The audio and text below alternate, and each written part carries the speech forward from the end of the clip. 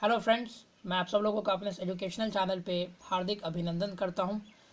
Friends, जैसा कि आप सबको मालूम है कि आप लोगों की क्लास 10th की एनसीईआरटी क्वेश्चंस की एक सीरीज़ चल रही है जिसमें हम लोग ऑलरेडी कंप्लीट कर चुके हैं। एक्सरसाइज 1.1 और 1.2 के पहले नंबर क्वेश्चन को हम लोगों ने पढ़ लिया है। आज बारी है 1.2 के दूसरे नंबर प्रश्न को बनाने का तरीका सीखने का। तो आज हम लोग सीखने वाले हैं, तो वीडियो के अंत तक जरूर बने रहे ताकि आपको सारी बातें अच्छी तरीके से समझ में आ सके। चलिए देखते हैं हम अपने उस प्रश्न को और उसको किस प्रकार से बना सकते हैं। आपके सामने ये है प्रश्न। पूर्णांकों के निम्नलिखित युग्मों के एचसीएफ और एलसीएम ज्ञात कीजिए तथा उसकी जांच कीजिए कि दो संख्याओं का गुणनफल बराबर एचसीएफ गुने एलसीएम है। तो सबसे पहले हम लोग एक नंबर प्रश्न देखेंगे और इसको किस प्रकार से बना सकते हैं, किस प्रकार से समझ सकते हैं, उसको भी देखने वाले हैं। तो पहला क्वेश्चन है आपका 26 और 91। तो एक नंबर में यहाँ पर हम लोग लिख लेते हैं 26 एवं 91। अब हमको क्या करना है, इसको अभाज्य गुणनखंड के हिसाब से पहले इसको खंडित करना होगा। तो हम लोग क्या करेंगे, पहले 26 लिख लेंगे इस तरफ और इसको हम लोग सबसे पहले खंडित करने की कोशिश करेंगे। तो आप लोगों को मैंने पिछले वीडियो में बता चुका था कि किस प्रकार से इसको खंडित करना है या भाग लगाना है। तो सबसे पहले हम लोग 2 से कोशिश करेंगे तो यह 13 टाइम्स में कट जाएगा, 13 बार में कट जाएगा। अब 13 जो है 13 के अलावा किसी और टेबल में नहीं आता है, तो हम लोगों को ऐसे ही छोड़ देना है। अब हम लोग अगला जो संख्या है वो 91, उसको 91 को खंडित कर लेंगे। तो कुछ इस प्रकार से 91 आपको लिख लेना है। अब ये संख्या ना तो आपके 2 से कटेगा, ना 3 से, ना 5 से, डायरेक्ट ये 7 से कटेगा। तो ये भी आपके 13 बार में ये कट जाएगा।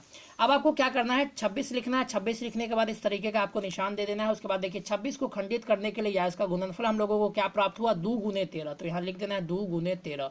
उसके बाद 91 की अगर बात करें तो 91 के लिए हम लोगों को प्राप्त हुआ है 7 गुने 13।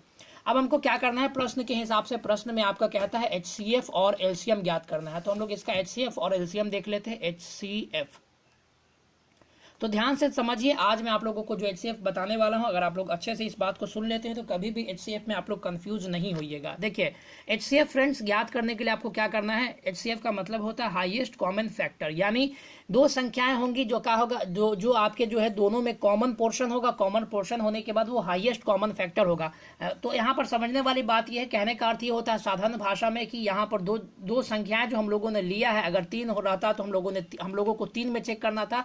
लेकिन इन दो संख्याओं में ऐसा कौन सा पोर्शन है जो दोनों में मिल रहा है, और अगर मिल रहा है तो उसका लोएस्ट पावर क्या है, उसका छोटा पावर क्या है। तो यहाँ पर देखिएगा, यहाँ पर आपका जो है इसमें सिर्फ आपका 13 मिल रहा है। देखिए 13 आप यहाँ भी देख सकते हैं और 13 आप जो है 26 में भी देख सकते हैं, सिर्फ 13 ही है। तो आप क्या कर सकते हैं, यहाँ पर 13 क्या है, 1 13 आप लिख दीजिएगा तो आपका ये क्या हो जाएगा, इसका एचसीएफ हो जाएगा। और अगर कोई दूसरी संख्या भी मिलती रहती तब जाकर के उस दूसरी संख्या को भी हम मल्टीप्लीकेशन में लिख करके उससे उसका एचसीएफ प्राप्त कर लेते हैं। तो ये इसका एचसीएफ निकल गया। वहीं बात कर ले इसकी एलसीएम की, तो देखिए इसका एलसीएम किस प्रकार से निकालना है। एलसीएम मतलब ये होता है कि अगर संख्याएं आपस में मिल रही हैं तो हाईएस्ट पावर का संख्या कौन है, और अगर संख्याएं आपस में नहीं मिल रही हैं तो जो भी संख्या लिखी गई है सबको हमको लिख देना है। फॉर एग्जांपल अगर बात कर ले इस प्रकार से, अगर कोई संख्या लिखे 2 स्क्वायर 3 स्क्वायर और 5 स्क्वायर, मान लीजिए ये लिखा हुआ है। उसके बाद मान लीजिए नीचे लिखा हुआ है 2 स्क्वायर गुने 3 पर पावर 3 और 5 पर पावर 3। अब यहाँ पर देखिए, यहाँ पर आपका 2 भी मिल रहा है, 3 भी मिल रहा है, 5 भी मिल रहा है। तो एलसीएम में हम लोगों को क्या कंसीडर करना होगा कि जो दोनों में मिल रहा है और हाईएस्ट पावर का है। तो 2 पर पावर तो 2 ही है,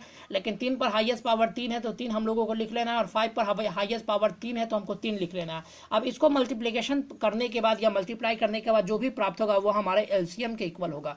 अब हम सेम वही प्रोसेस अपनाएंगे। देखिए अगर जो नहीं मिल रहा है तो हमको क्या करना है, सारी संख्याओं को लिख देना है। देखिए 2 तो लिख ही देना है, उसके बाद देखिए 13 भी लिख देना है। 13 हम लोग एक ही लिखेंगे। क्यों एक लिखेंगे, क्योंकि 13 दोनों में कॉमन पोर्शन है और इसका हाईएस्ट पावर भी एक ही है। उसके बाद यहाँ आपका 7 बच जा रहा है तो 7 को हम लोगों को लिख देना है।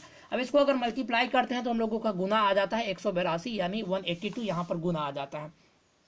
अब आपके प्रश्न का जो दूसरा भाग कहता है वो ये कहता है कि इसका आपको एचसीएफ गुने एलसीएम, यानी इसका आपको जांच करना है। तो जांच करने के लिए आपको कुछ इस प्रकार से लिखना होगा, जांच लिखना होगा। उसके बाद यहाँ पर जांच का एक सूत्र आप लोगों को मैं बता देता हूँ, एक संख्या बराबर एक संख्या गुने दूसरी संख्या। उसके बाद आपको क्या करना है, बराबर क्या है इसमें, एलसीएम गुने एचसीएफ। ये बात आपको जांच करनी है। यानी अगर हम एक संख्या को दूसरी संख्या से गुना करें और उसका जो गुणनफल आए और एलसीएम और एचसीएफ को गुना करें, ये दोनों अगर आपस में बराबर है तो हम लोगों को समझ लेनी चाहिए कि ये हमारा बनाया हुआ क्वेश्चन क्या है, सही बना हुआ है। तो सबसे पहले हम लोग एलएचएस से ले लेते हैं प्रश्न को। तो एलएचएस इक्वल्स टू हम लोग ले लेंगे एक संख्या गुने दूसरी संख्या, लिख देते हैं एक संख्या गुने दूसरी संख्या। एक संख्या गुने दूसरी संख्या लिखने के बाद एक संख्या देखिए फ्रेंड्स, यहाँ पर हमारा पहला संख्या 26 है, तो यहाँ पर हम लोग 26 ले लेते हैं। और दूसरी संख्या की अगर बात कर ले तो ये 91 है, तो हम लोग यहाँ 91 ले लेते हैं। इन दोनों को अगर आप मल्टीप्लाई कीजिएगा, इनका मल्टीप्लीकेशन अगर आप लोग फाइंड कीजिएगा तो 2366 आपके सामने निकल करके आ जाएगा।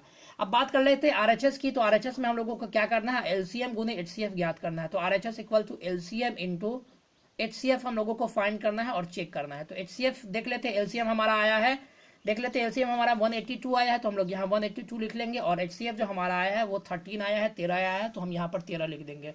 इन दोनों को भी अगर हम लोग गुना करते हैं तो इसका भी वैल्यू आ जाएगा 2366। तो यहाँ पर आप लोग कह सकते हैं कि LHS इक्वल्स टू आपका RHS क्या हो गया, प्रूव हो गया या साबित हो गया। यहाँ पर आप लोगों को लिख देना है LHS इक्वल टू RHS प्रूव्ड।